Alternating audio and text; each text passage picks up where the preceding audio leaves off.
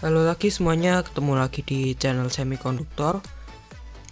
Jadi di video kali ini saya ada sebuah keyboard TKL dari Digital Alliance, yaitu Mecha Fighter Ice. Jadi keyboard ini saya beli dengan harga 229.000 atau bisa dibilang 300 ribuan. Jadi ini adalah keyboard mechanical yang belum RGB, jadi dia masih rainbow aja. Rainbow sama RGB beda ya, nanti saya jelaskan pas pengetesan lampunya. Jadi kita langsung saja ke belakang boxnya, karena di samping-sampingnya tidak ada yang penting, dan yang penting baru ada di belakangnya sini. Jadi untuk di belakang boxnya ini kita dapat melihat beberapa keterangan dan spesifikasi. Jadi spesifikasi yang pertama adalah keyboardnya itu sudah memiliki fitur 87 keys anti ghosting, yaitu kalau kita pencet key-nya bersamaan itu akan terpencet semua. Lalu LED tipenya rainbow color dengan 10 mode, ya itu yang tadi nanti akan saya coba. Lalu ada tipenya itu mechanical keyboard tentu. Switchnya dia tersedia warna biru, merah, dan coklat. Tapi ini yang di sini saya belinya warna merah. Lalu warnanya itu jelas-jelas putih memang. Dari dusnya aja kelihatan putih. Lalu beratnya 720 gram ya, ini tidak seberapa penting. Lalu materialnya high quality ABS dengan matte oil finishing. Jadi bahannya halus.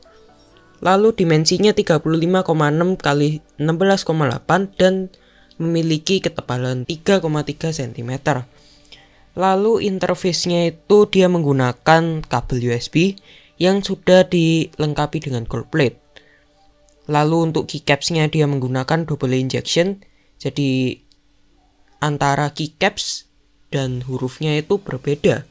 Dia kayak dua lapisan yang dijadikan satu. Jadi lampu RGB, lampu rainbow-nya itu juga bakalan tembus ke hurufnya. Lalu untuk panjang kabelnya 1,8 meter dan ya ini sudah jelas backlight-nya ada. Lalu di sini ada beberapa fungsi, kalau mau kalian boleh screenshot dulu.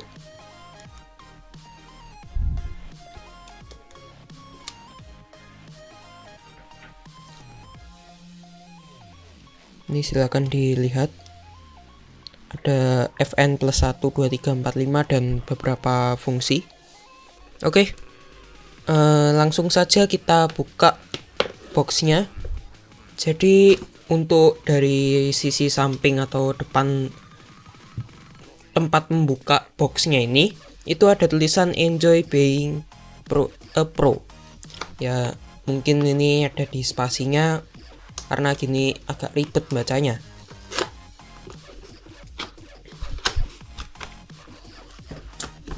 Oke, jadi untuk first impressionnya itu main memuaskan.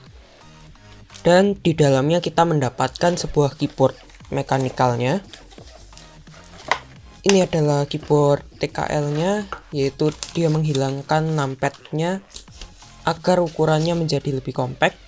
Nah ini, jadi dia tidak ada numpad-nya yang biasanya di sebelah sini.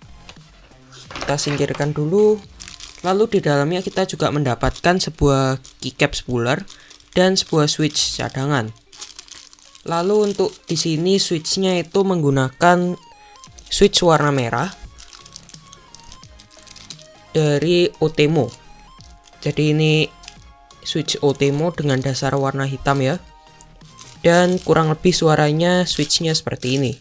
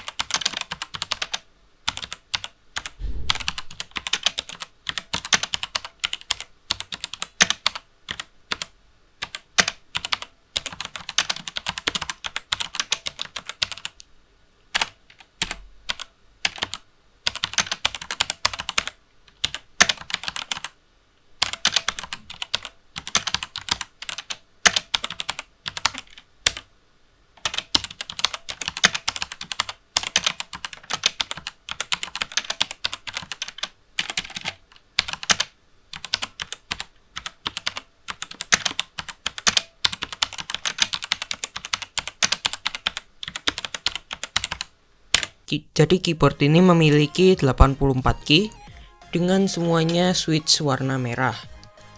Yang saya pesan ini warna merah, jadi karakteristiknya itu linear dan silent.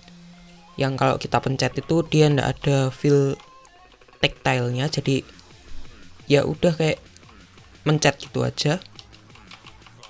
Dan di sini dia menggunakan stabilizer yang udah niat ya, ini saya lupa namanya apa. Tapi paling tidak dia sudah tidak menggunakan stabilizer yang dari besi itu seperti yang punyanya membran. Dan untuk mengatur, oh iya sebentar, sebelum itu kita ke keycaps-nya dulu. Jadi keycaps-nya ini kan double injection. Nah itu maksudnya, nah ini kalau kalian lihat di sini, ini kan antara yang 3 kaki ini sama si body plastiknya ini kan beda lapisan ya. Itu dapat dilihat sampingnya beda warna juga. Nah, jadi ini sebetulnya lapisan bening itu untuk yang simbol-simbolnya ini, tandanya ini.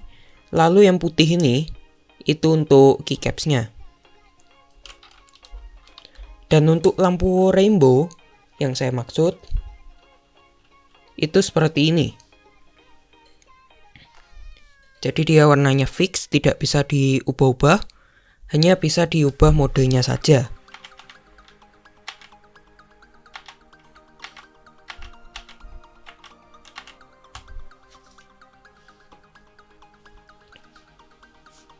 Oke, lalu saya kembalikan dulu semua key-nya. Oke, lalu untuk merubah warna-warnanya, itu kalian dapat memencet Fn dan insert. Ini adalah mode nyala per tombol. Jadi kalau kita pencet itu lampunya baru nyala. Lalu kita pencet Fn insert lagi, dia ganti warna, ganti mode maksudnya. Jadi dia kayak efek slide gitu. Lalu kita ganti lagi. Oke, dari pojok-pojok. Dan ini random. Ini mengular kiri ke kanan. Lalu ini melingkar seperti mode awal tadi.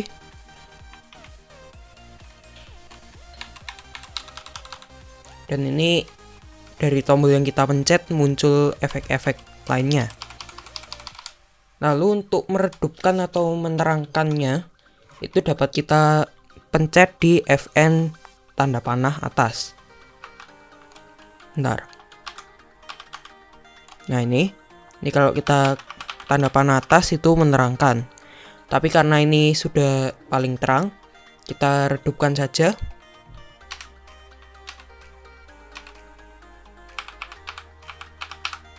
Jadi ini paling terang, ini medium, ini redup. Jadi ini sebetulnya nyala ya, cuman redup banget. Lalu mati. Ini udah mati.